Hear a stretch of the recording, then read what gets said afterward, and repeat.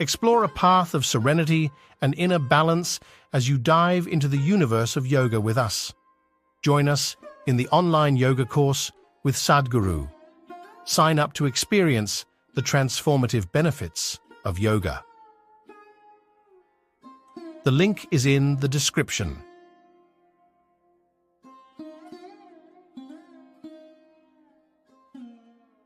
The color of the clothes or the colors of anything around you, does it have some impact? You need to understand this. How color happens, first of all. Why seems to be white right now is because when the light falls on it, it reflects all of it, so it looks white. Why this seems to be red right now is not because it's red, it is just that it holds back all the colors and only reflects red. That's why you're seeing red. And what is red for you may not be red for some other creature. If you dress up really jazzy colors and go and stand in front of your dog, he looks at you in an uninterested way because he doesn't see any color, he sees everything black and white. Do you know this? Don't dress up for him, okay? Dog lovers, I'm saying. You wear only black and white, dog lovers. Nothing else works. You don't impress him with red, green, blue and whatever. So color is not what it is, color is what it gives away. What you reflect will be your color, what you hold will not be your color. This is the nature of life, not just of color. This is the nature of life itself. Today, if you radiate love, people will see you as a loving human being. If you hold back all your love because you have a love bank, you're full of love but you don't radiate, people will think you're that. If you radiate joy, people will think, oh, he's a joyful person. If you are a joy bank, you held back all your joy because you want to take it to heaven, people won't experience you as a joyful human being, isn't it? What you give away is always your quality, isn't it so? So that is not just for a human being, that is the nature of the existence itself. What is thrown away is the quality of that substance. Now this reflects everything, so this is white. That reflects only red, so it is red.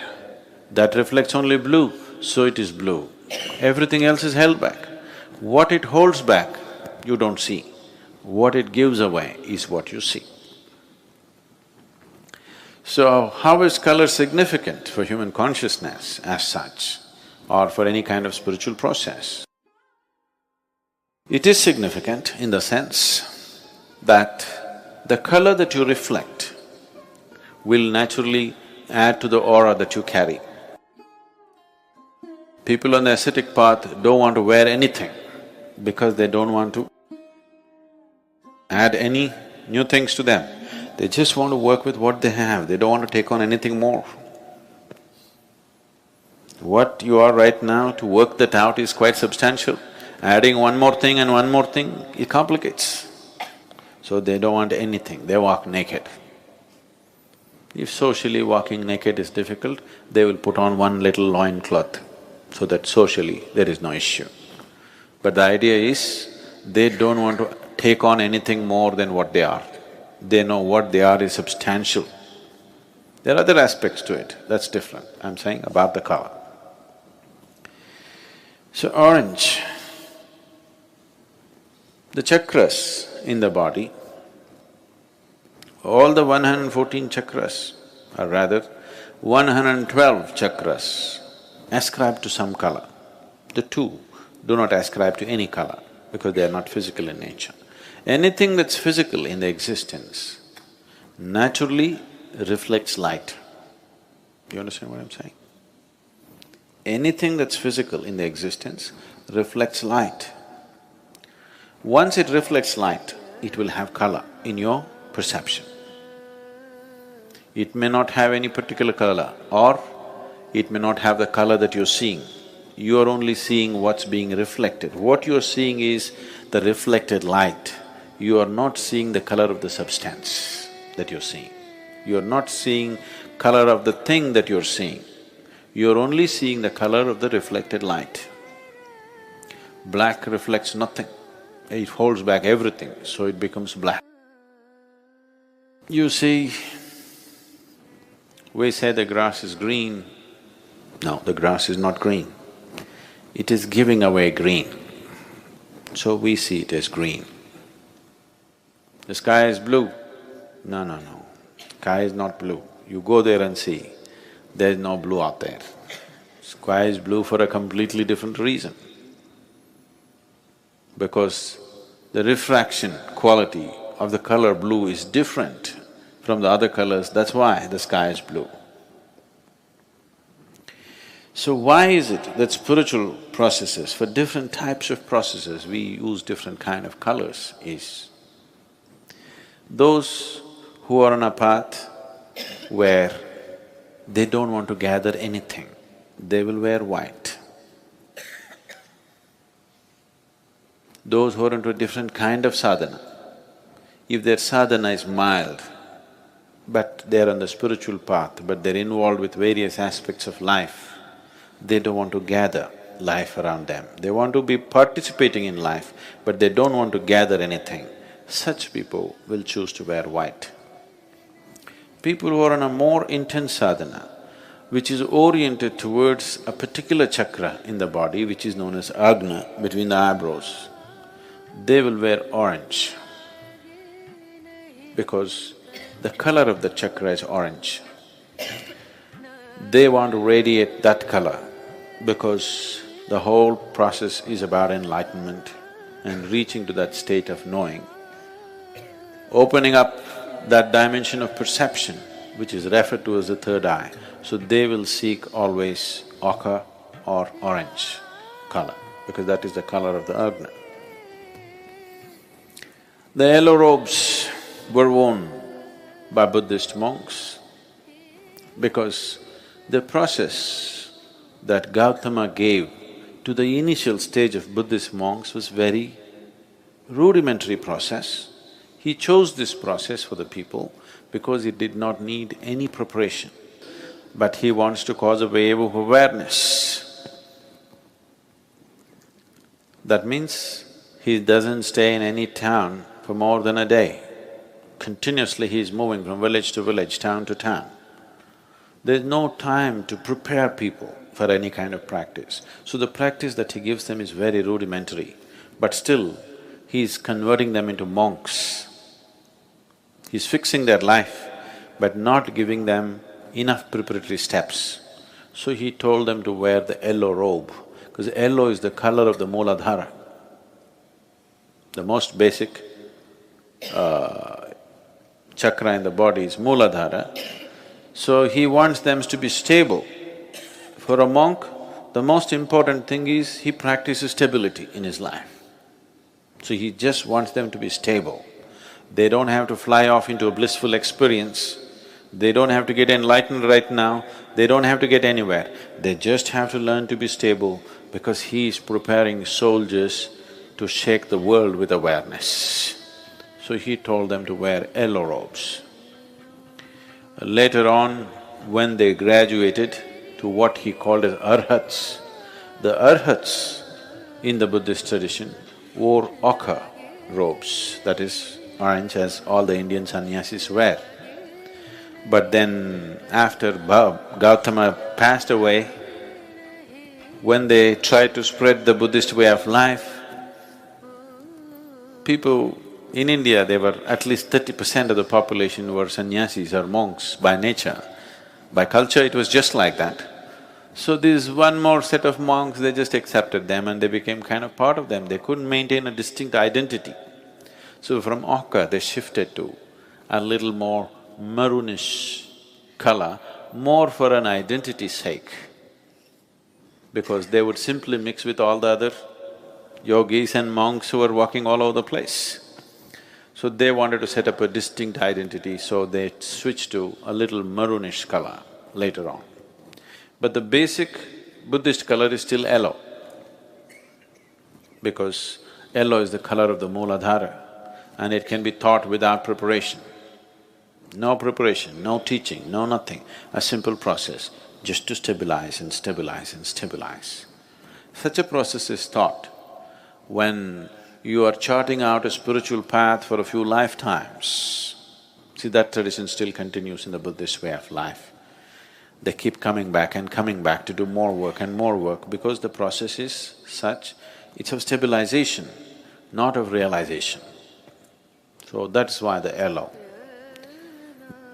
Devi is always red because red is the most vibrant color. Of all the colors, red is the most vibrant color and feminine represents that. Whether you like it or not, there is a longing in a woman to be like a flower because nature has given that possibility for her. There is a certain quality in the feminine which is flowery. So, when we say flower, the first thing that comes into most people's mind is always red. A red flower is always the real flower. Other things are on the way. Red is vibrant. It is the color of vibrance. Devi, or the feminine form of the divine, is the most vibrant form of divine. Something nobody can miss. The reason why, even if there are other bigger temples, in every village, in every town in India, we will set up a Devi temple.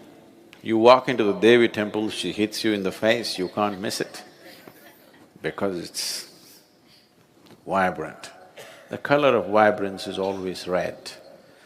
It doesn't matter what kind of a person you are, if you come dressed in full red clothes, suddenly people will think you're vibrant, even if you are not. Yes or no? Red dress suddenly sets you off like you're vibrant. And to do certain type of sadhana, which is Devi-oriented, red is needed. The most important things in your life are usually red, you know. Your blood is red. It's not red enough, you go down, you know. Flowers are red, the rising sun can become reaching towards red. Anything that you consider as vibrantly alive, you tend to paint it red because there is a connection between red and vibrance. And Devi is manifestation of vibrance that you cannot miss. So, the Devi temples always have very active involvement of red. In many ways, only red flowers are used. Blood is spilled all over the place. We don't do the blood business, but one way or the other, it needs a lot of spilling of life. Either you must know how to spill your life just like that without killing yourself. If you do not know the technology, you have to kill. We know the technology, so we don't kill. Somebody else who do not know the technology of spilling life without killing the body, they will cut the body. Most Devi temples have daily sacrifice. So colors have some impact. It definitely influences a few things, but it's not everything.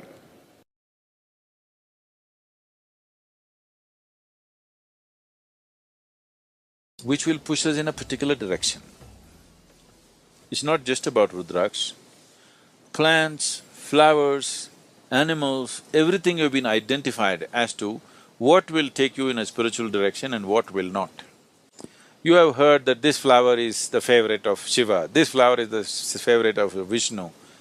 Because they're just identifying a certain reverberation which would come close to what we are referring to as Shiva or Vishnu or whatever else, and saying this flower gets you closest to that. So you who touching it, you receiving it has a certain impact. So everything was identified like this. Rudraksh is one of those items which has a very unique type of reverberation.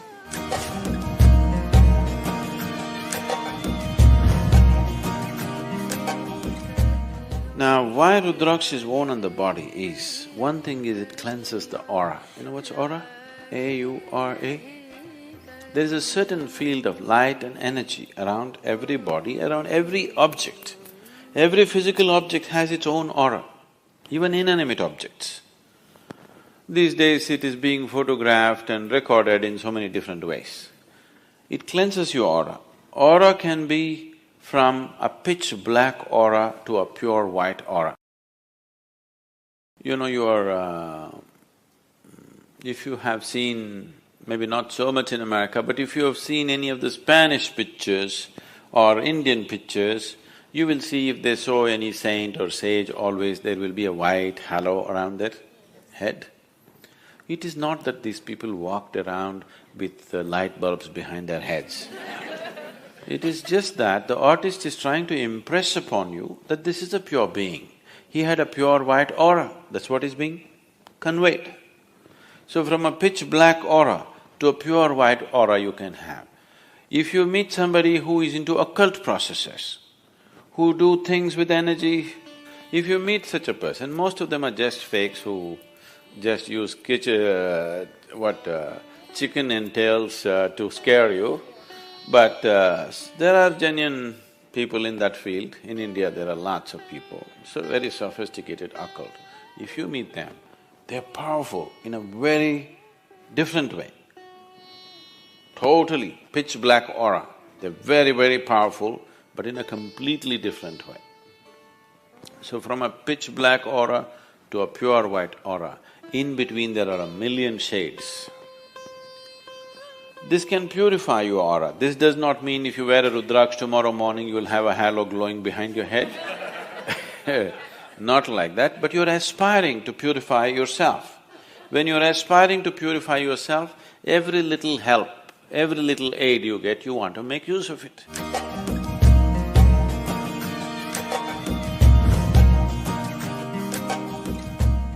Another reason why it's owned by Indian sadhus and mendicants is they're constantly traveling.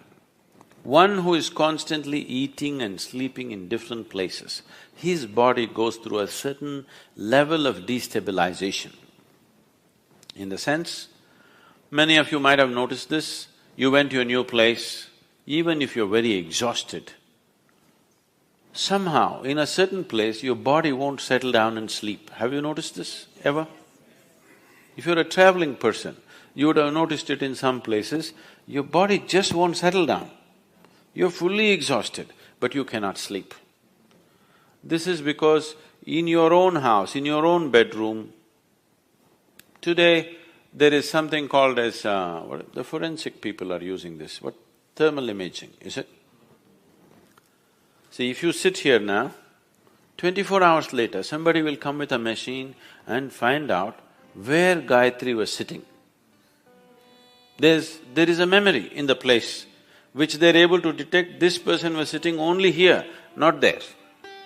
Well, if you bring your dog, it knows she was sitting here, isn't it? So something is left there, isn't it so? Something is obviously left there, that is why a dog or a machine or something can detect it. So, you are sleeping in the same bed every day, here certain aspect of your energy is left here, here you're very comfortable. If you go to another place where the energies are very different, your body may not settle, sometimes it could be damaging to the system. So person who is constantly traveling wears a Rudraksh so that he has a cocoon of his own energy, that the outside energies does not disturb him. He has a… we call this a kavacha. You know what's a kavacha? Kavach. It's more like a cocoon. It's a cocoon of your own energy. Wherever you go, you have your private bedroom going with you. It travels with you wherever you go. Especially in travel, your aura gets frayed. This is the reason why you feel so exhausted with travel. Actually, you sit and do nothing. Somebody is driving, you just sit. After 10 hours, you find you're so tired. You did nothing because your energy gets frayed. Your body is moving at a faster speed than it is designed to move. So the first thing that is damaged is your aura. If you go faster, faster, faster, faster, let's say you travel 600 miles per hour in an open space without a windshield, you will see your skin will peel off, isn't it? After that your flesh will fly off, after that your bones will fly off. Yes or no?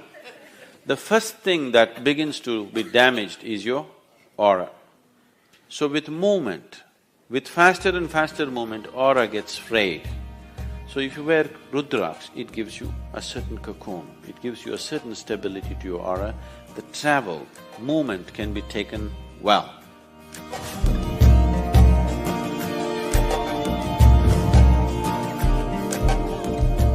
This also is a kind of protection. You know, people use negative energies to affect other people's lives. You're aware of this? What do you call that here? Yes, Billi Shunyam, the black magic or whatever you call it, there are various kinds of arts. One Veda, out of the 4 Vedas, one Veda is dedicated towards this. The Atharvana Veda is all about how to manipulate energies to your benefit and somebody's detriment. If you wear Rudraks, it also protects you against that kind of negative situations.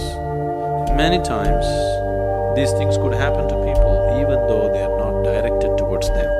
Right now, let's say somebody is doing some black magic to me, but I am not receptive to it. You are sitting here, you may get it.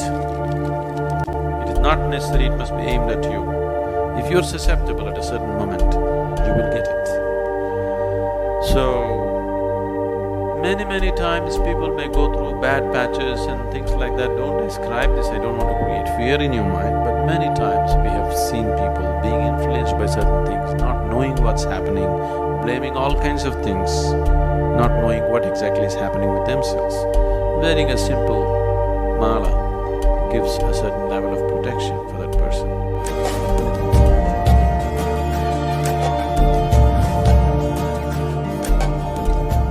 One more reason why people wear this is, even in the wild, if you were thirsty and you're walking in a jungle, you found little water, you drink it, you could be poisoned. You could paralyze yourself or you could kill yourself, because even in nature, water could be poisoned with certain gases. You know, certain lakes and other things have bad whatever, they have a history of people, tribals and others have feared that there are ghosts existing, that is simply because the water is poisoned with certain gases and whatever else, and people consume and instantly they go through pain and suffering, and because of that, it got some other kind of names going with that. If you just hold your Rudraks above the water, it will tell you whether to drink or not. If any food appears in front of you, if you hold it, even if there is a tiny bit of poison in it, instantly it will go anti-clockwise. Let me see, check this motor.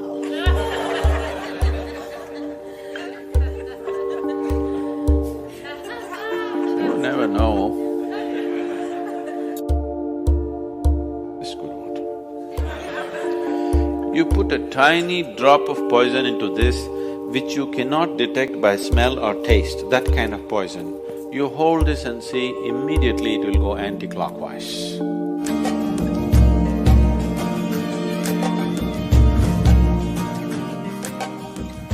So that's another reason, and there are various other aspects to it. It brings down the blood pressure in your system, your nerves will be calm, all these kind of things. Today doctors are prescribing Rudraks in India.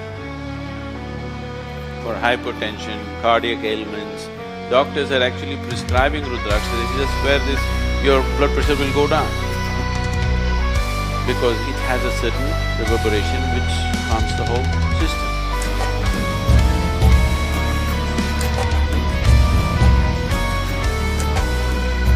The main purpose is to make you available to grace. Because ultimately, it doesn't matter what circus you do, what yoga you do, what else you do, ultimately it's only by becoming available to grace, you become a possibility. This is why a devotee attains quicker than anybody, because he just offers himself like that. If that sense of offering and things are not brought in, yoga will become circus. Without grace, whatever you do, Whether it is spiritual process, health, wealth, success, there will be no success in any area of life if in some way you do not become available to grace. That's for sure. Either you become consciously available or unconsciously in your own way you became available, okay? Every human being, every creature is becoming available in some way. But if you're consciously making that a part of your life, then everything works, it's well-lubricated life, everything works easy and smooth. So Rudraksh is just creating that possibility, enhancing it a little. Not that without Rudraksh you will not be available to grace. You will be. It is just that you want to use every support that is available to you.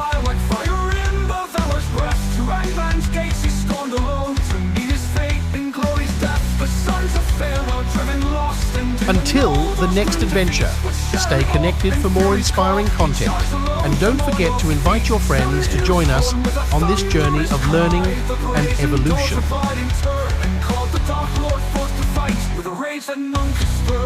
Under blackened skies they clash in fire, a dance of steel, a test of wills. In every blow, a hero's pyre, as blood meets stone, the earth stands still. The hammer fell from heights, a force of doom and boundless hate. But Fingolfin, swift as a striking hawk, evaded death, defied his fate. His silver mail and crystal shield, they glimmered bright against the dark, like a lone star's defiant light, a guide through shadows cold and stark. With every swing of Ringo's blade, the giant trembled, strength unmade, by a king who dared to stand alone, who knew the weight of choices made. 7 wounds he dealt that night, 7 cries rang out in pain, as Angvan's hosts looked on in fright. They fell to earth like sudden rain. The ground, a blackened skies, they clash in fire, a dance of steel, a test of wills. In every blow, a hero's pyre, as blood meets stone, the earth stands still. The ground gave way to pits of grief, beneath Morgoth's iron tread. Yet still the elven king arose, though wounds ran black, his courage bled. With one last cry he swung his blade, and healed the Dark Lord's wicked heel. The blood